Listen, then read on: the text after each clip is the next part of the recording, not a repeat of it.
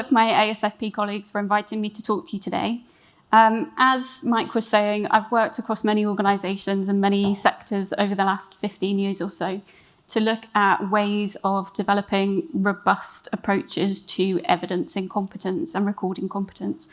And that's included working at organisational levels, within organisations on their own frameworks, but also nationally developing sectoral frameworks, qualifications and apprenticeships, and internationally working with the European Commission on their competence framework called ESCO, which is the European Skills, Competences and Occupations Taxonomy, because they couldn't think of a more difficult name to give it for me to say today.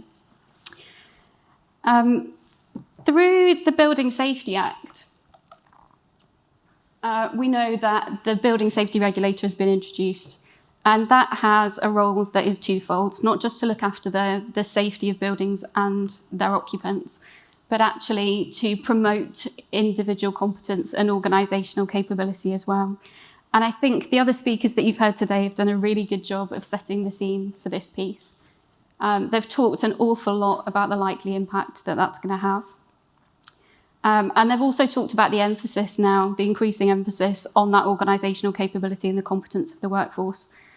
I think it was Richard that said this morning that it comes down to the small things that people do at an organisational level, the actual people that are doing the work day to day.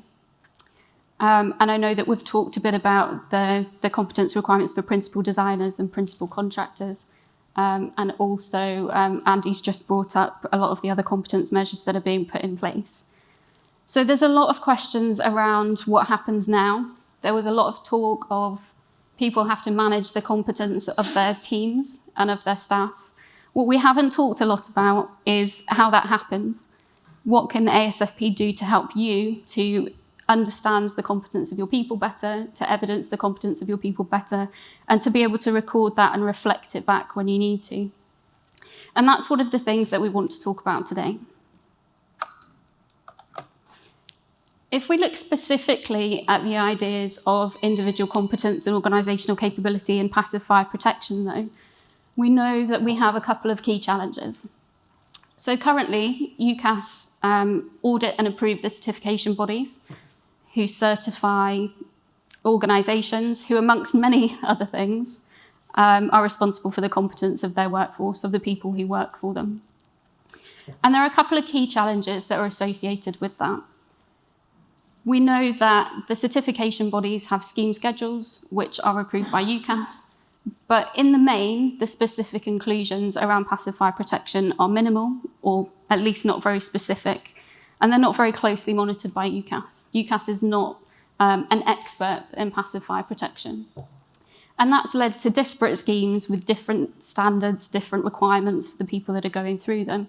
And it's led to some confusion in the market around what does represent best practice and what does constitute an appropriate badge for them to look for when they're looking at those certificated companies.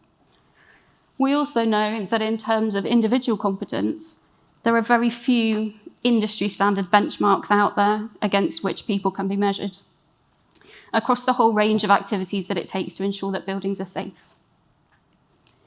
Whether certification schemes cover those activities or not, it's still really important that we look at that competence and we have a way of showing those people are capable of performing their activities successfully to make sure that we're safe across the board, whether that's in discussing design, in manufacture, installation, supply or inspection. And that means there's still a lot of work to be done to support organisations, the individuals who work for them and the bodies that certify them. And that puts ASFP in a really strong position to help everybody, really, and to help the whole sector in moving forward, particularly by bringing organisations together to create some innovative solutions to those challenges. And because of that, we're really proud to be able to announce today the first launch of the ASFP Competency Pathway, and to be able to tell you more about the work that's already been done on that and what's still to come.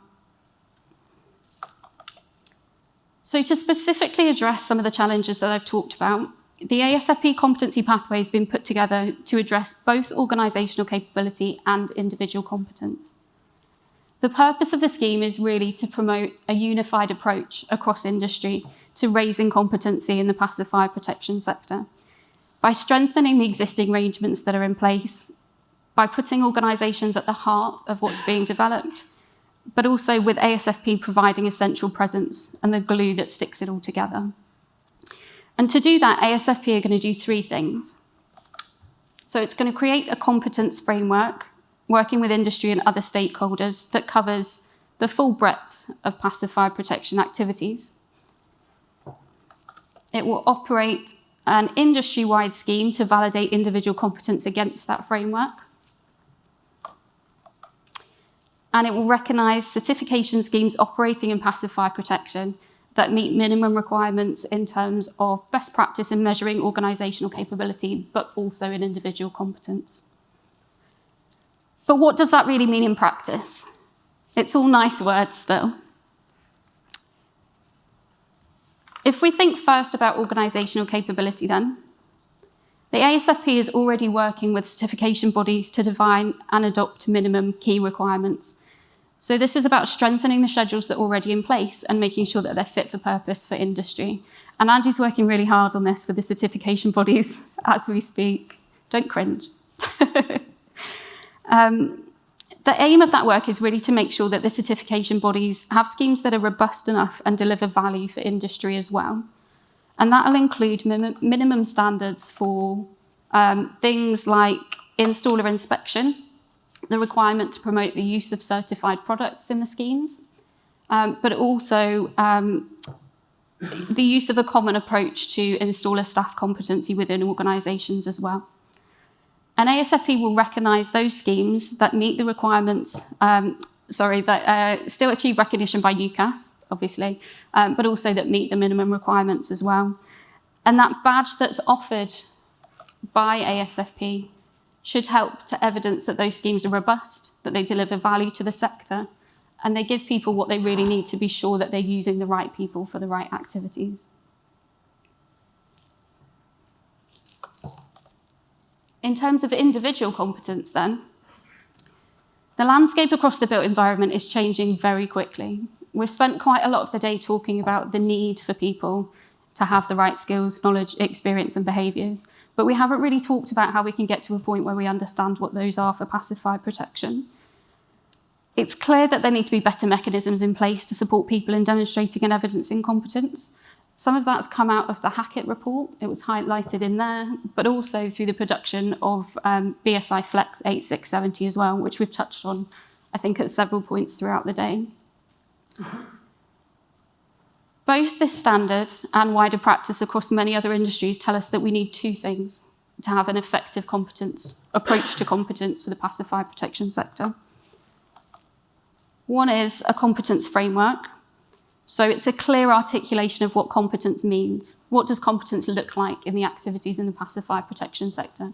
What benchmark are we setting? What are we expecting from people? And the other one is a way to validate and register that competence after. So after we've put that benchmark in place, how do we measure people against it and make sure that we're being objective and fair and they can demonstrate that competence and reflect it back when needed to? The ASFP competence pathway addresses both those things. As I said, firstly, in consultation with industry, ASFP will create a competence framework across the gamut of passive fire protection.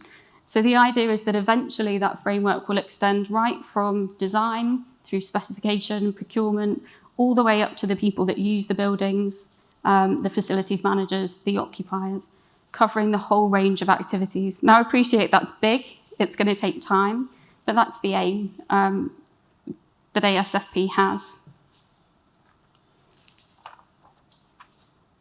At this stage, though, let's look at what the shape of that framework might take and what we might include in that. So if we look in a little bit more detail at what installation might include, we'll break down that installation-specific part of the competence framework into activities. So this is about saying, in installation, what are the activities that take place? What activities do people actually do? And here we're just presenting some examples based on what we know today. We said before that we need to put organisations at the heart of developing this framework. That means that whatever ends up in these boxes eventually needs to be informed by you and the work that you do.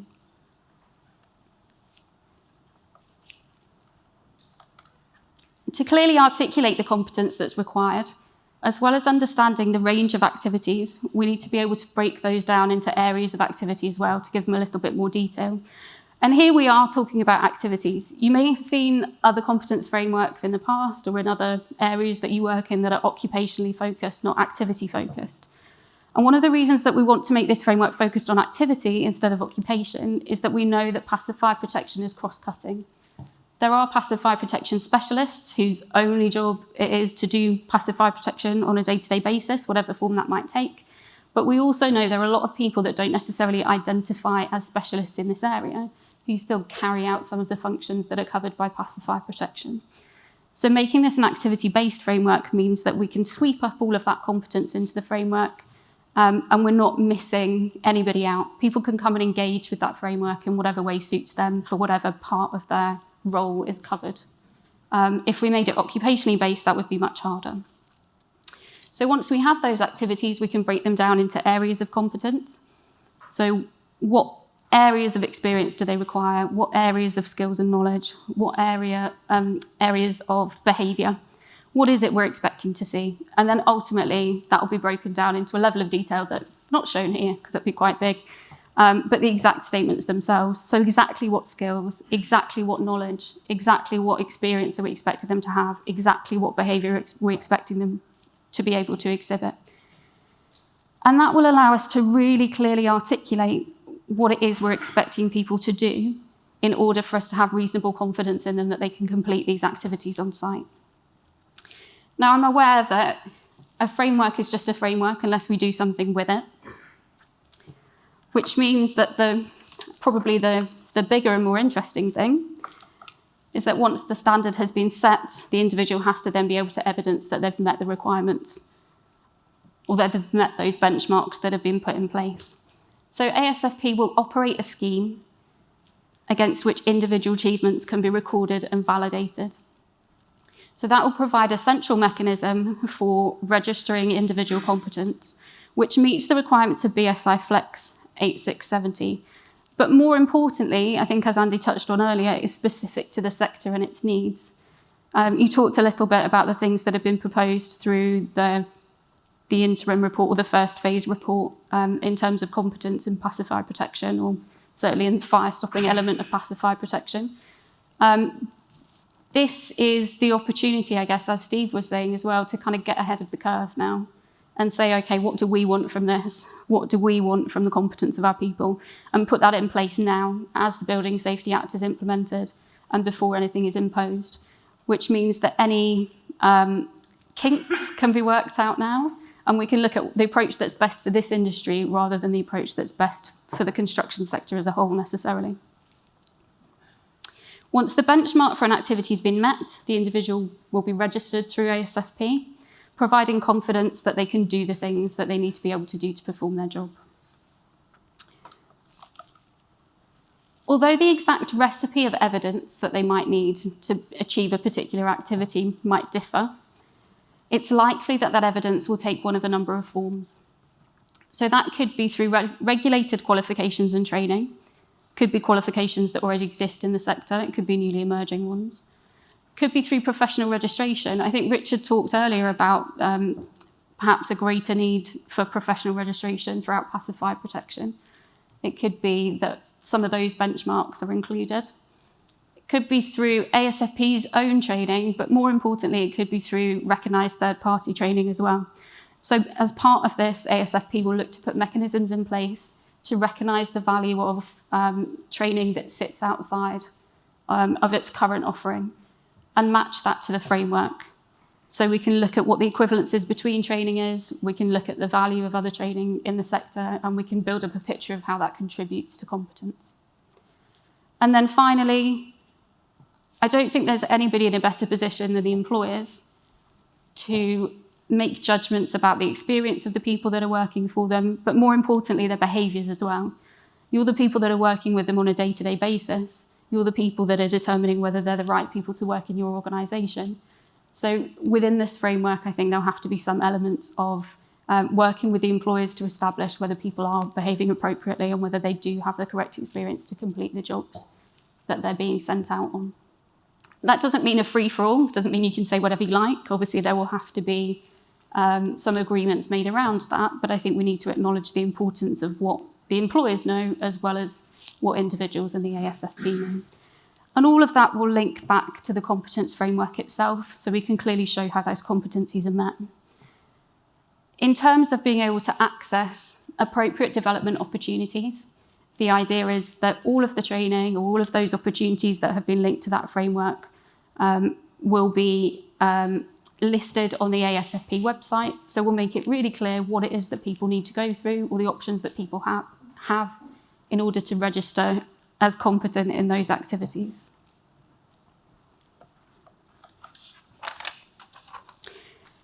It's really clear that we're just at the beginning of the journey on this. I've talked to you a little bit about what the shape of this framework might look like and the plans that ASFP have.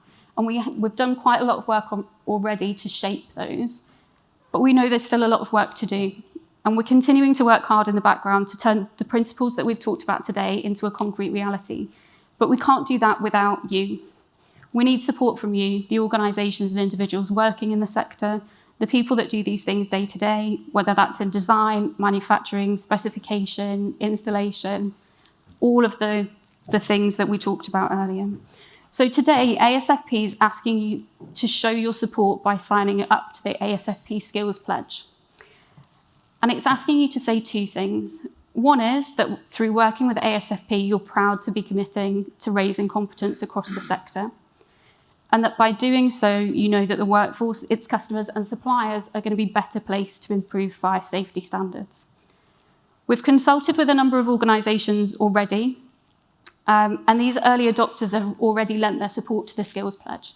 And I just want to take a moment to thank each one of them for the input that they've had so far, and for their continued support as we carry on to develop this further.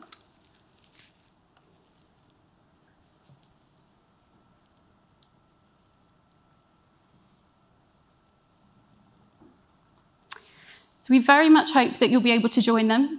To pledge your support or to discuss the competency pathway further, feel free to approach us after the Q&A that I think we're about to have today, or if you contact ASFP through your usual channels, they'll put you in touch with the right person and we can talk about it more. Thank you.